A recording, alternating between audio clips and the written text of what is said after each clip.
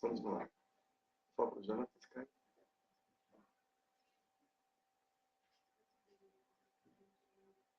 Família Benenoa, boa noite.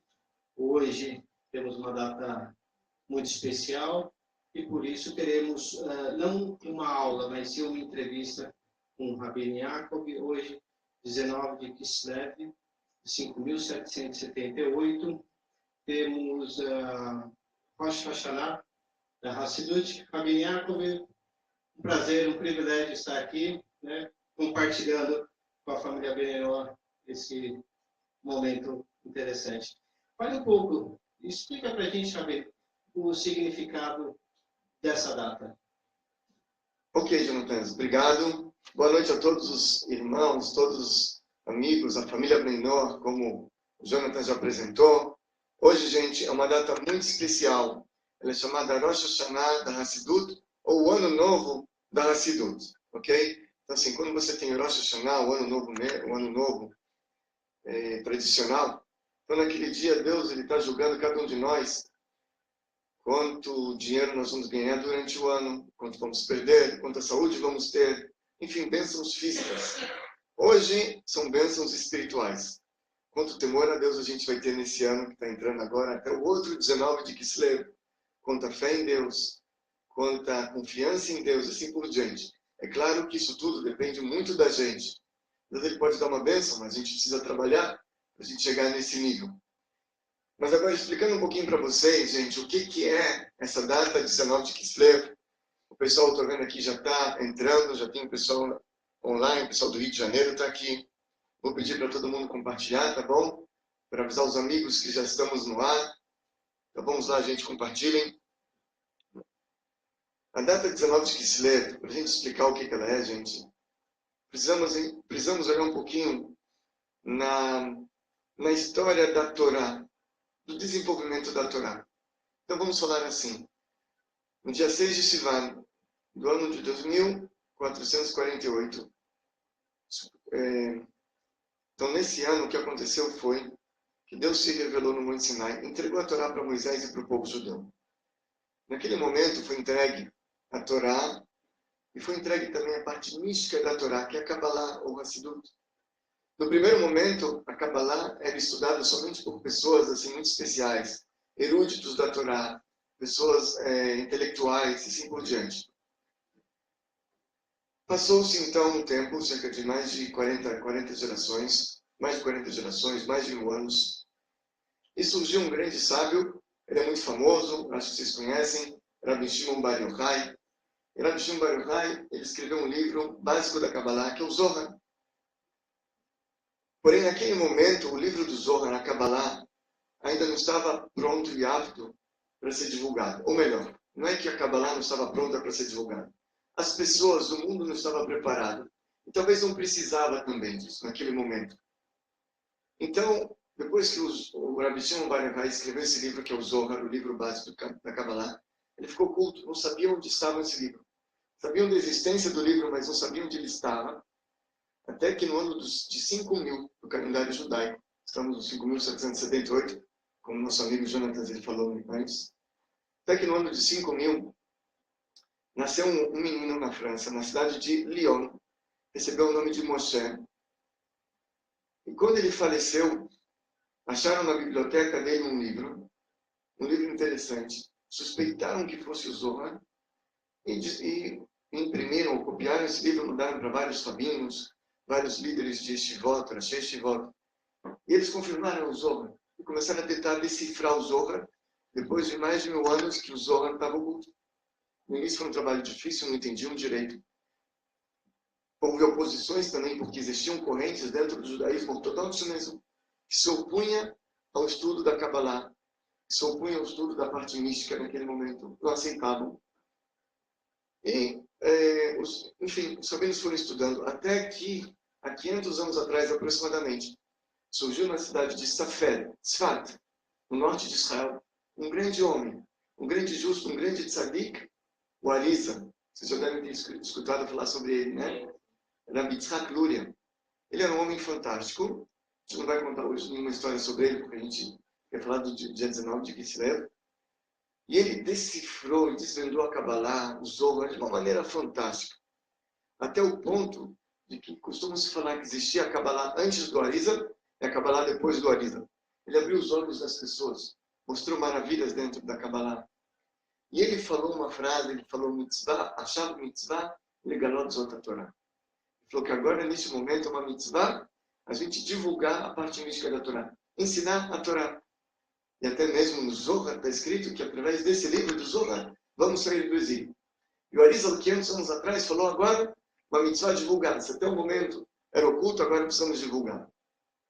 Bom, o Arizal falece.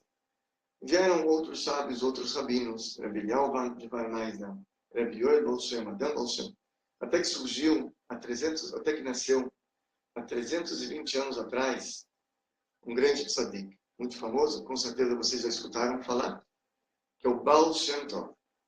O grande Baal Shem Tov, ele fundou o movimento racídico.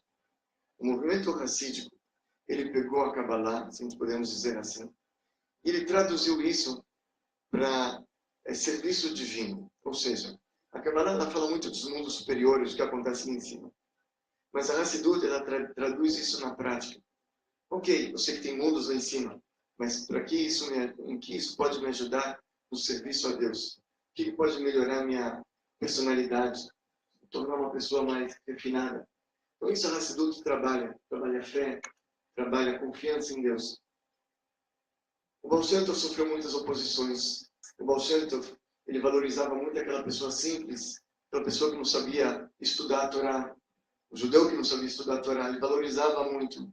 Ele dizia que mesmo os tzadikim, os justos, precisavam fazer tchuvá. Isso fez com que tivesse muitas oposições ao Baal Shem Tov também. Você nota uma coisa interessante, né? Então, quando surgiu o Baal Shem Tov, a gente teve oposição, sempre teve oposição, quando surge uma coisa interessante. Bom, o Baal Shem Tov falece, assume a liderança do movimento racídico, o aluno dele, Magid Ben Ezet, e por sua vez, quando ele falece, os alunos do Magid Ben Ezet se espalham na Europa. E cada um assume uma cidade e começa a ensinar. Era o Rebbe daquela cidade. Bom, o Admor Azaken, o primeiro Rebbe de Chabad, ele estava no primeiro momento na cidade de Liozna. Ele foi conhecido como Magid de Liozna. E ele começou a ensinar Hassidut de maneira diferente do Baal Shem Tov. Ele começou a ensinar Hassidut de uma maneira muito ampla, muito aberta e muito prática, enfim, de uma maneira muito, muito interessante. E aí isso causou um problema muito grande. Ele escreveu o livro do Tânia. Alguns dos outros rebes, alunos do Magid Ben Ezet, se opuseram a ele também, achavam que ele não estava no caminho correto. Achavam que não devia ser revelado dessa maneira. Então, se opuseram a ele. Ou, principalmente, minhas não racídicas se opuseram muito forte contra o Rebbe também. E ele escreveu um livro, que é um livro básico da Hassidut Chabad, chamado Tânia. Nós temos no nosso site, que eles quiserem estudar um pouquinho sobre esse livro, tem várias aulas do livro no nosso site, no nosso canal do YouTube. É só entrar, tem muito material muito bom lá. E quando ele escreveu esse livro Tânia, aconteceu uma coisa interessante. Teve o Satã, assim nos conta o nosso Rebbe. Ele entrou com um protesto, uma acusação muito forte no Tribunal Celestial. Deixa eu abrir um parênteses aqui, gente. Quando a gente fala de Satã, outras crenças acham que Deus nos livre é um rival, não, nada disso. Satã é simplesmente um anjo. Né? Interessante esse assunto do Satã. Os opositores do Rebbe, né? Fabiano, explica um pouco mais sobre isso. Ok, perfeito, João Pedro. Eu vou entrar daqui a pouco nesse assunto, então, dos opositores do Rebbe, vou falar sobre isso. E o Satã, ele é um anjo, foi criado por Deus. E Deus deu para ele essa missão, essa função de testar as pessoas, de acusar as pessoas. Faz parte da criação. Ele não faz nada sem consentimento de Deus, ou seja, ele cumpre a sua missão. E ele apresentou essa queixa no Tribunal Celestial de que o Rebbe, o Admor Azaken, principalmente através do livro Tânia, ele está forçando a barra para a vida do Mashiach. Por quê? Pelo seguinte, deixa eu contar então uma outra história, porque tem relacionado o Tânia com forçar a barra para a vida do Mashiach. O Baal Shem Tov, no ano de 5.507, ele estava rezando em Rosh Hashanah. Não Rosh Hashanah da Hassidut, Rosh Hashanah normal. Ainda não tinha Rosh Hashanah da Hassidut. Ele estava rezando e ele conta, ele escreve uma carta depois do cunhado dele, mais tarde, alguns dias depois de Rosh Hashanah, que naquele momento da reza, ele teve uma elevação da alma dele. Elevação de alma, ele escreve. Ou seja, ele entrou em transe. O corpo dele estava lá, mas ele estava em outro lugar. Ele conta que a alma dele subiu para os mundos superiores. Entrou no paraíso inferior, no paraíso superior. Ele conta que ele viu almas novas, almas que não desceram para esse mundo. Ele conta que ele viu almas que já saíram desse mundo. Ele descreve lá que era uma alegria fantástica, uma felicidade imensa que ele sentia lá, em que as almas estavam regozijando de uma maneira muito, muito forte, em que ele ficou assim muito impressionado. Uma coisa indescritível, ele fala. Até que ele chega na frente do palácio de quem? Do Mashiach, o famoso Messias, que vai redimir a humanidade. Baal Shem Tov chega na frente do palácio dele. Baal Shem Tov conta que ele teve medo de entrar. E aí apareceu um anjo que era um mestre do Baal Shem Tov, porque esse anjo sempre vinha dar aula aqui na Terra, materialmente, para o Baal Shem Tov. O nome do anjo é Ariah Ashiloni. O Ariah Ashiloni, ele pegou na mão do Baal Shem Tov e falou, vamos juntos entrar. Os dois entraram no palácio do Mashiach, e o Baal Shem Tov olhou para o Mashiach e perguntou, quando o senhor vem? Boa pergunta, né? Quando o senhor chega? Estou esperando já 2 mil anos para o senhor. Como é que o senhor vem? 3 mil anos. Desde a saída do Egito, estou esperando o senhor. E ele respondeu, na terra, quando suas fontes se espalharem por todo fora. Em outras palavras, quando as fontes racídicas, seus ensinamentos, os ensinamentos do Baal Shem Tov, se espalharem por todo fora, por todo mundo, Mashiach fala, eu venho. Baal Shem Tov conta que depois ele ficou um pouco chateado com isso, com essa resposta. Porque ele imaginava que ia demorar muitos anos até que isso acontecesse. E como realmente a gente está vendo, pessoal, como a gente está vendo, Jonathan, passou uns 320 anos desde o nascimento do Baal Shem Tov, desde essa elevação de alma do Baal Shem Tov até hoje, passou-se quanto? 5.000, faz a conta, 5.507, 5.778, 271 anos. E ainda não tivemos a revelação total. Mas uma coisa a gente pode falar. As fontes do Baal Shem Tov para Hassidut se espalharam pelo mundo inteiro. Primeiro, para onde você vai, você tem um bem de trabalho. Você tem um rabino ensinando Hassidut, ensinando Tânia, ensinando vários assuntos. Depois, hoje em dia, mais ainda. Você tem internet, você abre a internet, vai no YouTube, você tem aulas de Hassidut. Em qualquer língua que você quiser, em qualquer ponto do mundo. As fontes do Baal Shem Tov se espalharam pelo mundo aí fora. Não só se espalharam, mas elas estão acessíveis, elas estão permeando também a realidade. A gente vai falar sobre isso. Agora, quando o Rebbe escreveu o Tânia, isso abriu um caminho muito grande para que essas fontes se espalhassem. Porque ele tornou esse estudo, que antes era um privilégio de eruditos da Torá, cabalistas, assim, ele tornou isso acessível a toda a humanidade, a crianças, a qualquer um. Pode abrir um livro e entender sobre Deus, divindade. É uma coisa fantástica. Ele está preparando o mundo para aquilo que fala o profeta Isaías. E naqueles dias, o conhecimento divino vai preencher a terra como a água cobre o mar. Quando você olha para o mar, você não vê terra, você só vê água. Naqueles dias, o conhecimento divino vai preencher a terra dessa mesma maneira, como a água cobre o mar. Você vai olhar para a terra, você não vai ver terra. Não vai ver microfone, não vai ver mesa. Vai ver conhecimento divino, palavra divina. Como está escrito, todo mundo vai ver a fala de Deus, que está criando o mundo a cada instante. Então o Rebbe abriu um caminho muito forte para a vinda do Mashiach. E aí o Satã acusou lá no Tribunal Celestial de que o mundo não estava pronto. O mundo não estava pronto, ele está forçando a barra. Bom, a acusação do Satã foi recebida no tribunal. O Tribunal Celestial decretou pena de morte contra o Rebbe, contra o Admor Azaken. Aqui embaixo, o que aconteceu? Mencionamos que o Rebbe tinha alguns opositores ao movimento Chabad, ao movimento racídico.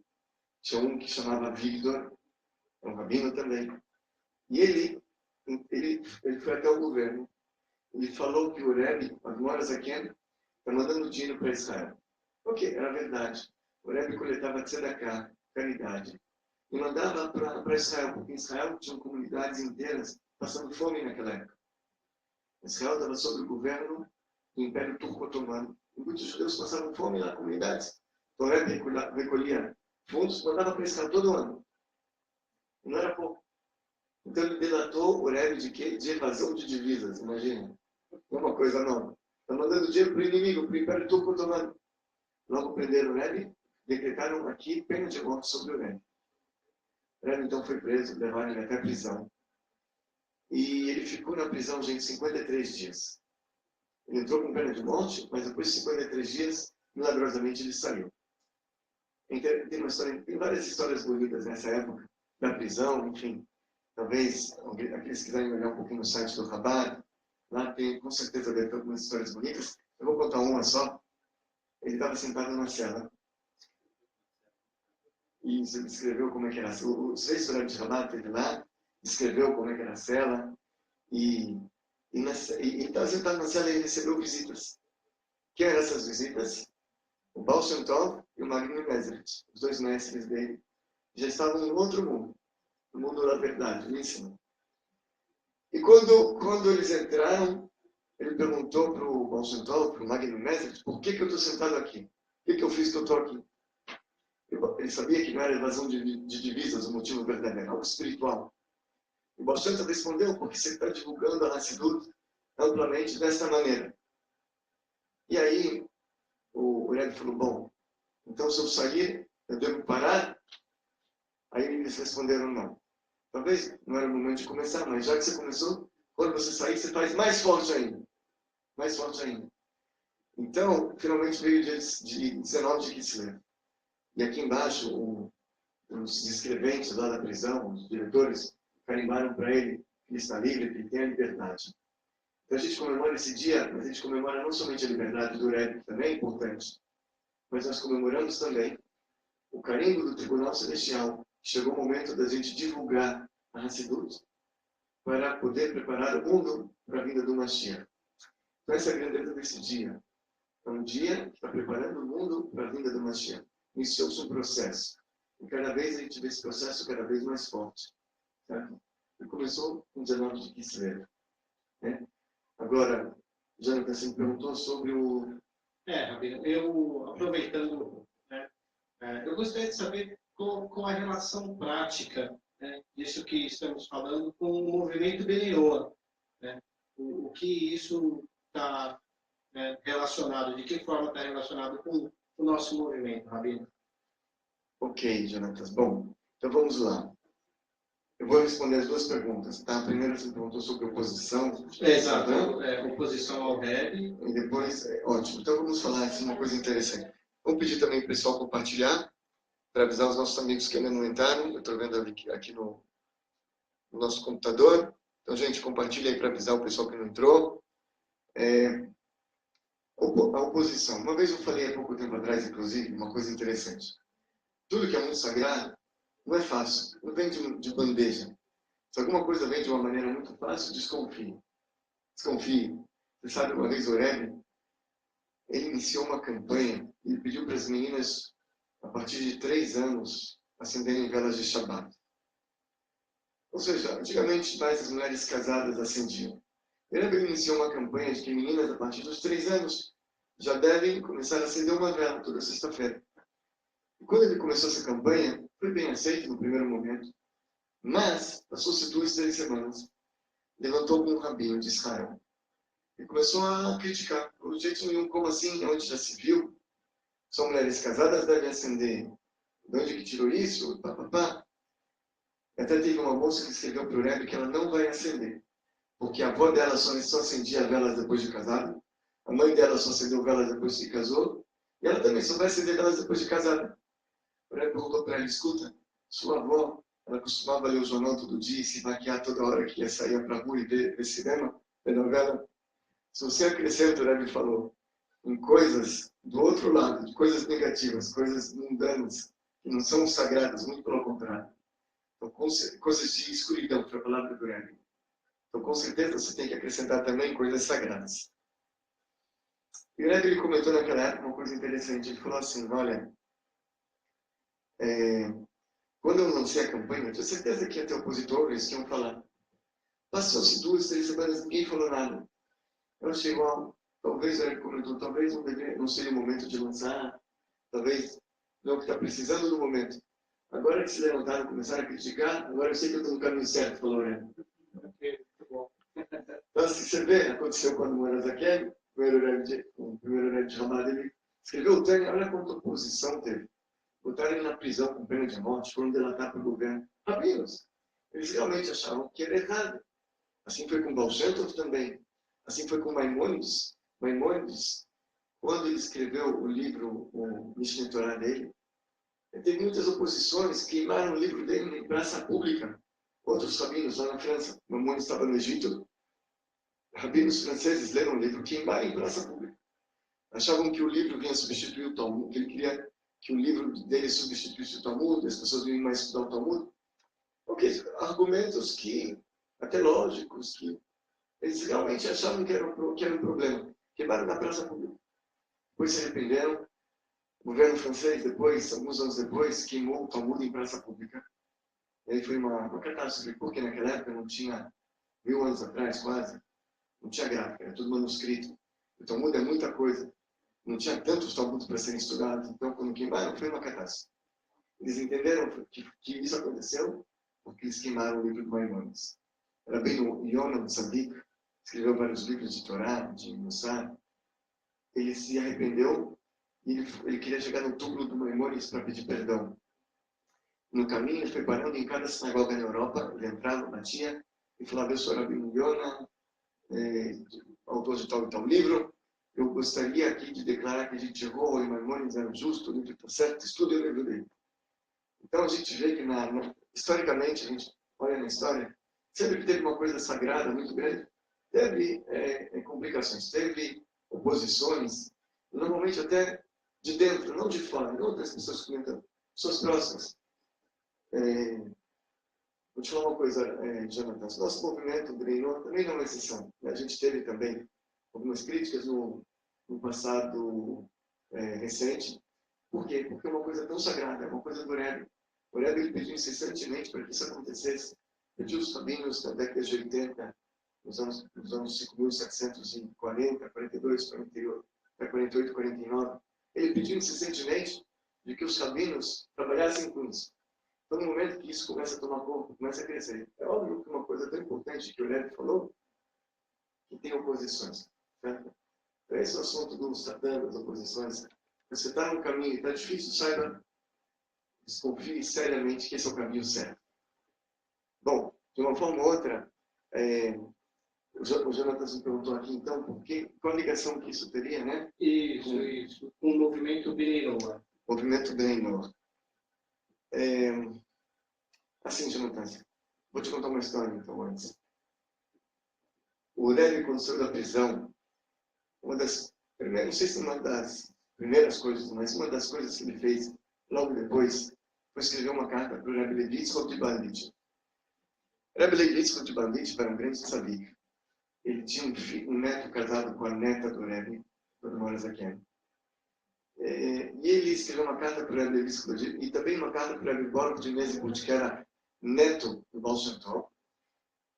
E na carta ele escreve o seguinte: e lá vai na sua semana, Deus ele fez maravilhas conosco, milagres. Me libertou e deu carinho para divulgar a Sidut. E Gadal Vikadash Shmei Rabba Beinei Kol Hagoyim, Beinei Kol Ha'amim Ve'asarim. Ele fala assim, que o nome de Deus foi engrandecido aos olhos de todos os ministros e de todos os povos.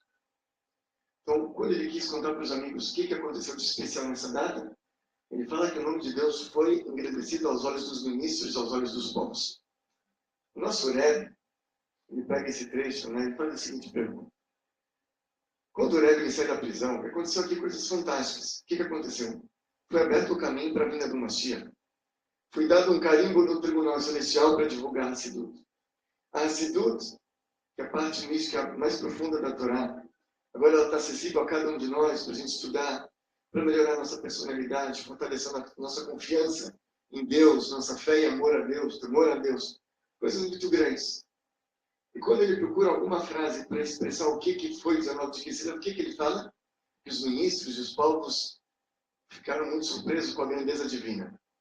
Com a grandeza de Havai, ele fala. Por que isso representa a grandeza de 19 de Kislev? E o Rebbe explica a gente uma coisa muito bonita. O Rebbe fala assim, a redenção de 19 de Kislev do Rebbe, como falamos antes, está ligada com a redenção futura. A redenção futura. E nós sabemos que a redenção futura, ela será, em vários aspectos, bem parecida com a redenção do Egito. A redenção do Egito foi a primeira redenção, e a redenção futura, se é a redenção final, elas têm uma ligação. Na redenção do Egito, explica o Rebbe, o motivo da saída do Egito não foi somente para receberem a Torá no Monte Sinai. Esse também era um motivo. Como Deus falou para Moisés, quando você tirar o povo do Egito, eles vão servir a Deus neste monte Sinai. Mas a redenção do Egito tinha um outro objetivo também, que era trazer a consciência divina para o faraó e para os egípcios e para todos os povos.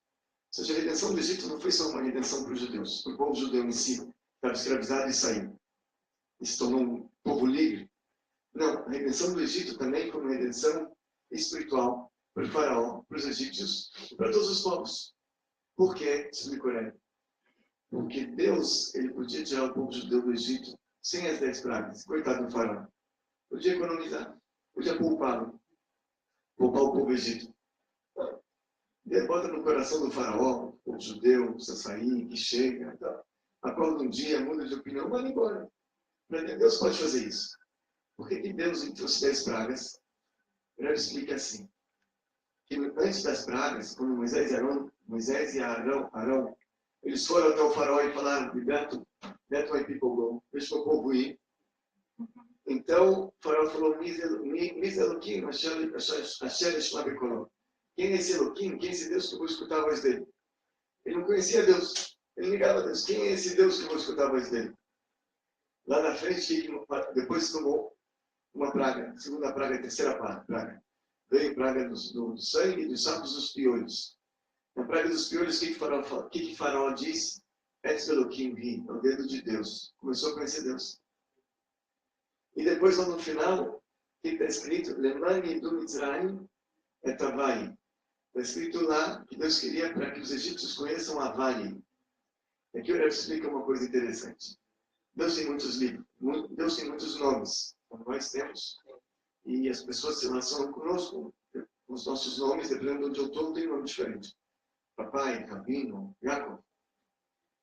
Deus também, dependendo da maneira como ele se relaciona conosco, você tem um nome diferente. Então, o nome Elohim é um nome que a gente atribui a Deus, quando ele se relaciona conosco, de acordo com as leis da natureza que ele criou. O nome Havai, quando Deus se relaciona com a gente, através do sobrenatural, de milagres. Então aqui, Deus queria que o faraó, ele conhecesse não só Elohim, o nome do Mitzrayim et Havai, para que os egípcios conhecessem até mesmo Havai, esse nível divino, esse nível de divindade acima da natureza, que transcende a natureza, os milagres. E Deus, ele é poderoso, todo-poderoso, onipotente, onipresente, acima do tempo e espaço, é isso que ele queria do faraó. E para isso ele trouxe as 10 pragas. Porque sabe aquela história, né? Quando aperta o calo, a pessoa vai rezar. Sim. Então assim também, o faraó, foi a maneira que ele teve de conhecer Deus. Não tinha outro jeito naquela época. Então esse foi o objetivo do Egito. Na redenção futura, também existe um objetivo para que, será uma redenção não somente para o povo judeu, mas é uma redenção para toda a humanidade. Como foi na época do Egito, só que de uma maneira muito, muito mais abrangente vai ser agora. Muito, muito mais profunda. E o objetivo é que os povos conheçam a Havai, a Deus, não através da quebra, do conceito quebrando como foi o faraó. Deus quebrou o faraó, ali olhou para cima. Mas sim um conserto. Deus quer consertar todos os povos, como fala o Sofônias, Azefoga Lanum Safavlurá. Que naqueles dias vai se transformar os povos numa língua pura, Likrokulam Beshem Havai, para que todos evoquem o nome de quem? De Havai. Esse é o objetivo da redenção futura. Então aqui quando o Rebbe ele sai da prisão, como a redenção dele estava ligada já com a redenção futura, ele falou, você está vendo a prova que a minha redenção, falou para o Rebbe de Bandit, para o Rebbe Borov de Mezibut, né, do Bom Shem. Você está vendo a prova que a minha redenção está ligada com a redenção futura também. Não foi uma redenção particular? Olha o que aconteceu com os povos. Todos eles viram a grandeza de Havai. Porque não só que eles libertaram Deus, aconteceu muitos milagres, eles viram a grandeza de Deus naquele momento. Foi um concerto naquele momento dos ministros, das pessoas que estavam em volta ali. Então, dia 19 de Kislev, está intrinsecamente ligado com o Bnei Noach. Porque o que é o Bnei Noach? O Bnei Noach nada mais é do que o Rebbe fala nesse discurso, ele deve conhecer a verdade divina, a unicidade divina. Não existe absolutamente nada além de Deus. Ele fala, Bnei Noach, precisa estudar para isso. Tânia, principalmente o segundo livro do Tânia, que é o Shari Hud Bemuná, portal da unicidade, da união. Se eles quiserem, tem no nosso site várias aulas sobre isso, no nosso canal do YouTube, vai poder entender isso mais profundamente, onde não existe nada além de Deus. Não só que não existe 2 ou 3 deuses, não, mais ainda. Deus, ele é tudo. Ele se transformou no mundo que a gente existe, ele é tudo, tudo, tudo. Não existe absolutamente nada além de Deus. Isso começou com 19 de Kislev, certo? Vai culminar, se Deus quiser, em breve, com a redenção final, onde todo mundo, mas todos os povos, vão conhecer a divindade e vai ver que ela vai preencher a terra como as águas preenchem o mar, cobrem o mar. Ok, muito bom. Rabino, as suas histórias, essas histórias que são contadas, trazem muitas mensagens, né? Não é apenas uma história, são muitas mensagens que cada história passa para nós que somos benenos e todos que assistem e ouvem, né, os seus contos, vou usar dessa forma. Mas nessa data, qual é a mensagem que essa data passa para nós? O que essa mensagem, o que ela representa para nós? O que ela passa? Perfeito, Jonathan. Eu diria o seguinte, vejam. O primeiro Rebbe de Chabad, com a história de 19 de Kislev, que ele foi preso, foi colocado, teve pena de morte, inclusive, por um milagre de Deus, pela benevolência divina, ele foi libertado. Ele sabia do risco que ele estava correndo antes. Ele sabia que ele está mexendo aqui com forças espirituais muito fortes. E mesmo assim, ele não deixou de fazer o que deveria ser feito para que nós, hoje em dia, tivéssemos acesso a toda essa informação, a todas essas bênçãos, que a gente pode dizer, chamar assim, que é a Hassidut. Ele não mediu esforços, ele foi ao alto, teve um sacrifício fantástico. Ele foi quase até um martírio, a gente pode dizer assim, um alto sacrifício total, de corpo e alma, se entregou, ele sabia do risco que ele corria, para que a gente hoje em dia tivesse um Hassidut para estudar. Então, acho assim, vendo isso, o esforço que ele fez para cada um de nós, eu acho que a lição que a gente tem que pegar nesse dia é de que a gente tem que ser parceiro também nessa empreitada dele. Ele se sacrificou por causa de cada um de nós. Cada um de nós foi abençoado com isso. Cada um de nós foi abençoado com o conhecimento da verdade. A gente precisa, como eu sempre falo, compartilhar. Não podemos ser egoístas. Transmitir isso para outras pessoas, ligar as pessoas ao movimento Bnei Noach, trazer eles para o lado da verdade. Ok, perfeito. Muito obrigado, Rabino. Obrigado pelas palavras, por todo o conhecimento que passa para a família Bnei Noach e para aqueles que estão buscando conhecimentos novos, né? Temos também o assunto do nosso seminário, né, Rabino? Vamos convidar todo mundo que participa, né, de todos os Bnei Noach e todos aqueles que nos acompanham para participar do seminário. O senhor gostaria de falar um pouco sobre o seminário, Rabino? Hoje, esse ano vai ser mais especial, né? Se Deus quiser, a gente está entrando agora nos dias de Hanukkah. Hanukkah, próxima semana, inclusive, vou avisar o pessoal, semana que vem, como é Hanukkah, nós não vamos ter aula em Hanukkah, a gente volta depois, se Deus quiser. Mas Hanukkah você acende no primeiro dia uma vela, segundo dia 2 velas, terceiro dia 3 velas, assim por diante até completar 8. Por que você faz dessa maneira? Porque você não acende todo dia 8 velas, Porque aqui tem uma mensagem. Em coisas de luz, sempre acrescenta-se. Coisas que estão ligadas com luz, com bênção, sempre precisa acrescentar. Então, nosso seminário esse ano vai ser, se Deus quiser, bem maior do que o ano passado, e principalmente maior ainda do que o ano retrasado. Vai ter programações muito especiais, mas o principal, Jonatas, eu vejo, quando o pessoal se une lá, a comunidade, a família menor, né? É uma confraternização muito bonita, muito importante também. Cada um depois volta para a sua cidade, com energias renovadas, com forças renovadas. Então, todos vocês, menor, gostaria de ver todos vocês lá. Não deixem de participar, porque é muito especial. A gente quer ver, e lá a gente tem um tempo maior para conversar com cada um, mas individualmente.